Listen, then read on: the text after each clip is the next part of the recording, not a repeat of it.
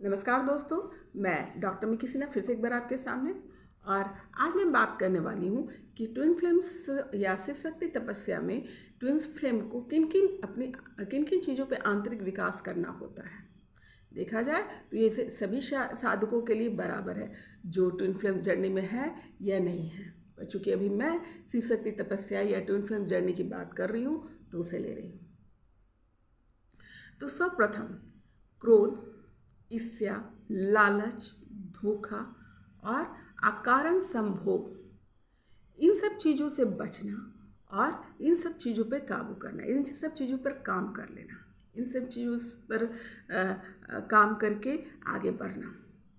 और इन सब चीज़ों पे काम हम कैसे करते हैं, क्योंकि हम इस तरीके से इस ग्रसित होते हैं कि इन सब चीज़ों को निकालने का कुछ टेक्निक्स है, कोई तरीका है जो वो मैं बाद में बात करूँगी कि उस पर कैसे काम किया जाता है। कि अगर आप नहीं कर पा रहे हैं तो कुछ प्रैक्टिकल, कुछ मनोवैज्ञानिक प्रैक्टिकल, कुछ योग, कुछ इस विद्या और अभ्यास से हम इसको ठीक करेंगे।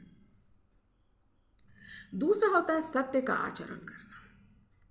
अगर आप ट्विन फ्लेम्स जर्नी में हैं और शिव शक्ति तपस्या में हैं और मोक्ष की कामना करते हैं तो आपको सत्य का आचरण करना होगा। अब देखिए, एक तो है कि हम पूरी कोशिश करेंगे कि सत्य बोले, और सत्य एक बहुत बड़ा ऑरा बनाता है और आपका ये सब अत्यंत जरूरी ये विकास है। अब क्या है कि अगर आप सत्य बोलेंगे तो आप उभर कर आएंगे।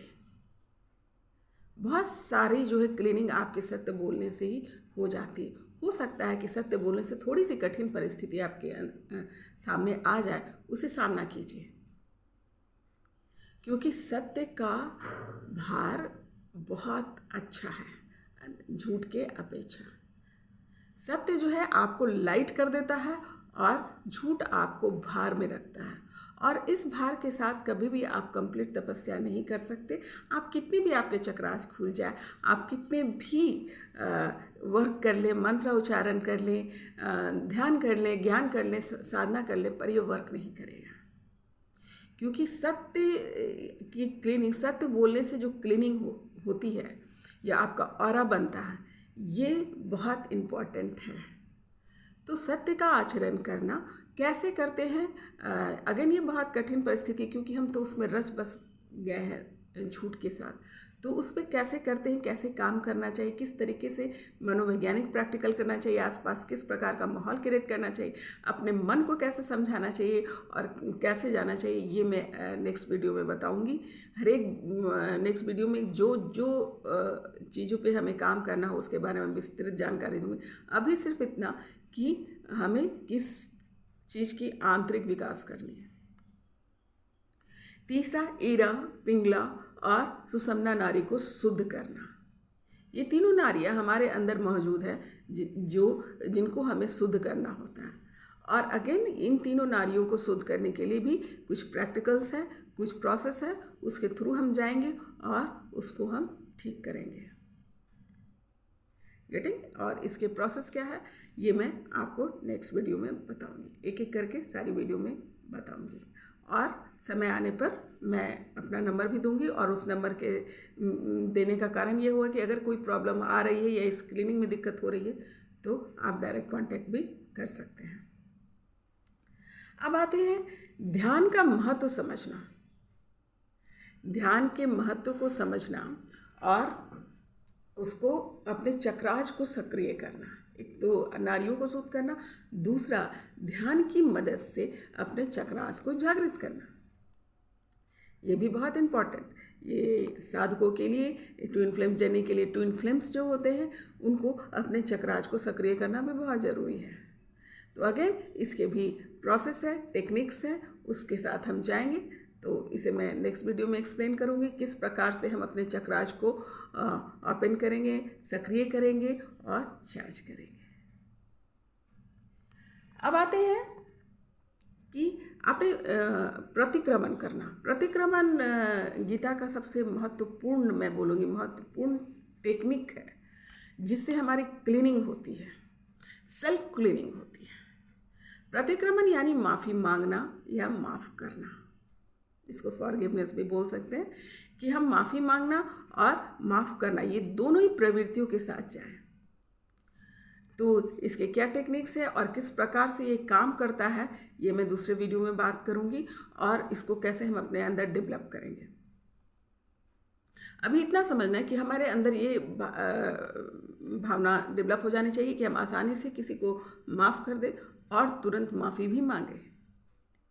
तो इससे बहुत सारे क्लीनिंग हो जाती है, नए कर्मा नहीं लगते, और आप जब इस प्रोसेस से गुजरते हैं तो लाइट होते जाते हैं, आपका ऑरा बड़ा होते जाता है, और बहुत सारे कर्मों से, अपने मेट से, कार्मिक मेट से, इन सब चीज़ों से जो आप जुड़े हुए हैं, बहुत सारा बोझ लेके चल रहे हैं, जेनेटिक बोझ, ये सब चीज़ से आप बाहर निकल जाएंगे।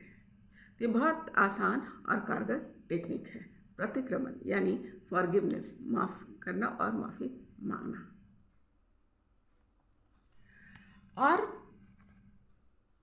खुद को डिसिप्लिन्ड रखना, अनुशासित रखना, और कोई भी बहुत रिजिड रूल्स रेगुलेशंस नहीं बनाना, अनुशासित रहना, और एकदम ऐसे रूल रेगुलेशंस बनाइए अपने लाइफ के लिए, लिबरल होना चाहिए खुद के लिए, ताकि आपका और काम के साथ साथ आपका इनर वर्क में रुकावट ना आए।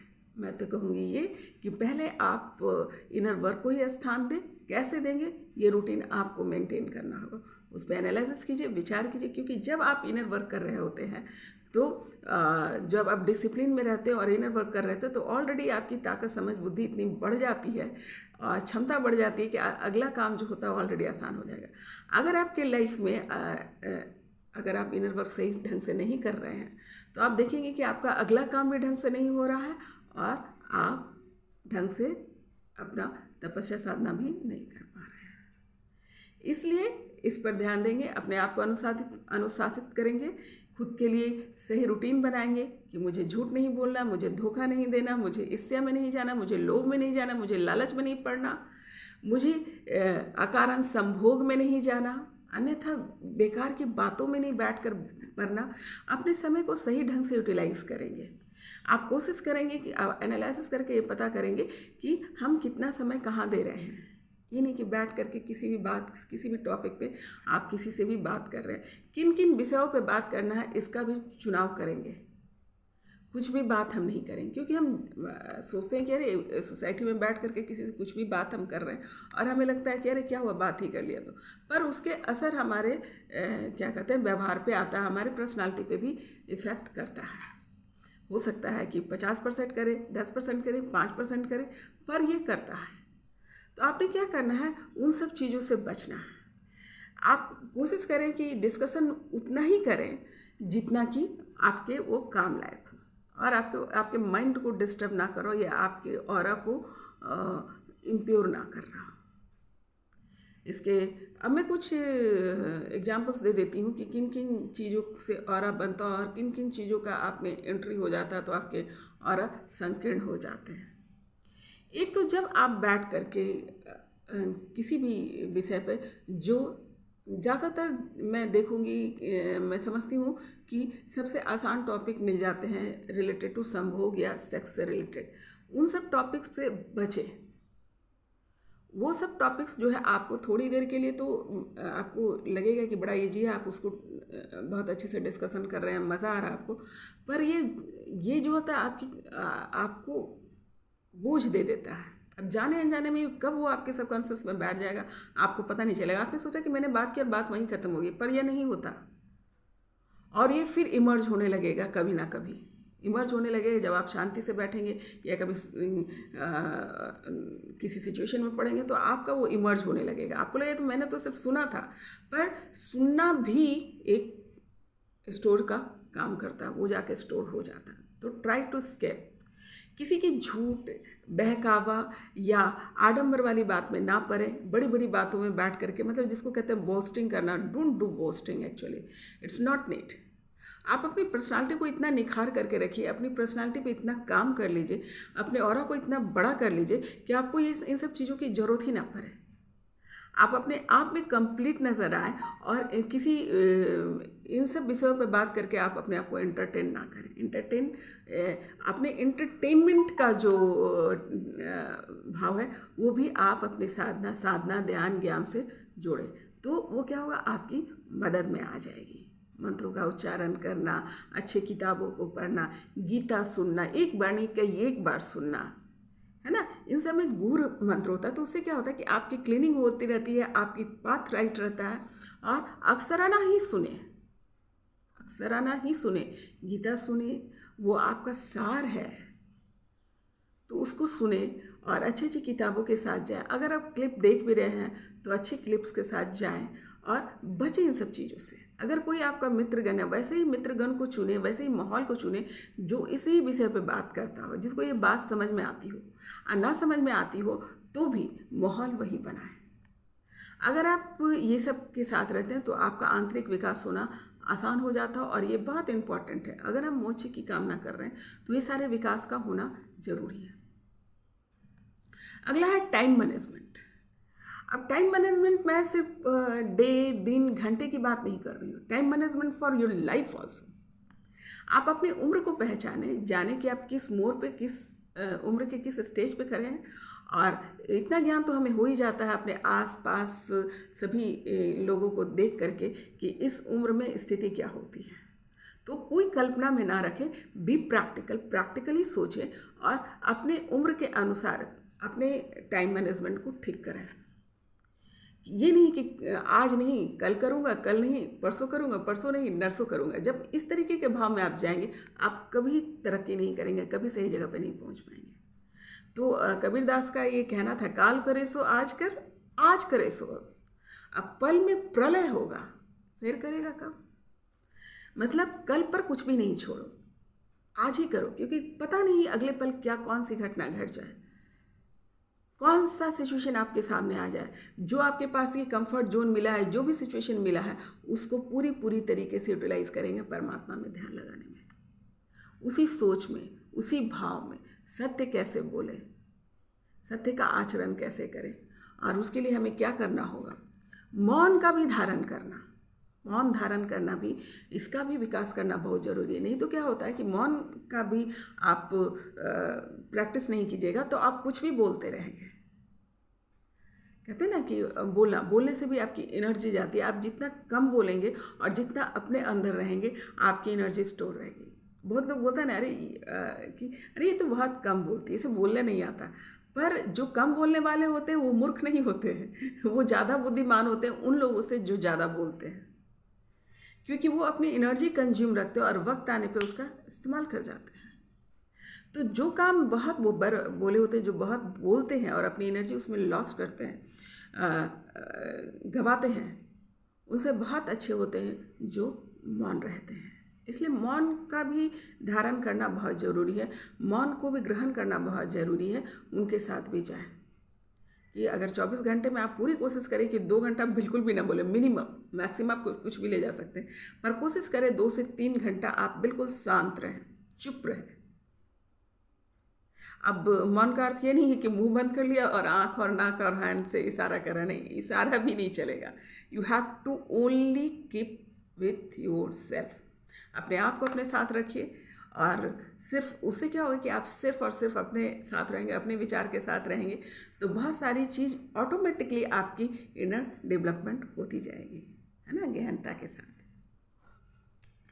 अब आते हैं कि सबसे बड़ी बात कि शिव शक्ति तपस्या या ट्विन फ्लेम जर्नी में हम पढ़ क्यों रहे हैं, इसका सबसे बड़ा महत्वपूर्ण रोल क्या है, क्यों हम इसमें आते हैं। ये है मोक्ष को प्राप्त करना। इससे ऊपर वाले जितने भी मैंने आंतरिक विकास बोला, ये सब हमारी मदद करेगा मोक्ष को प्राप्त करने, पर मोड में रहना बहुत ज़रूरी है।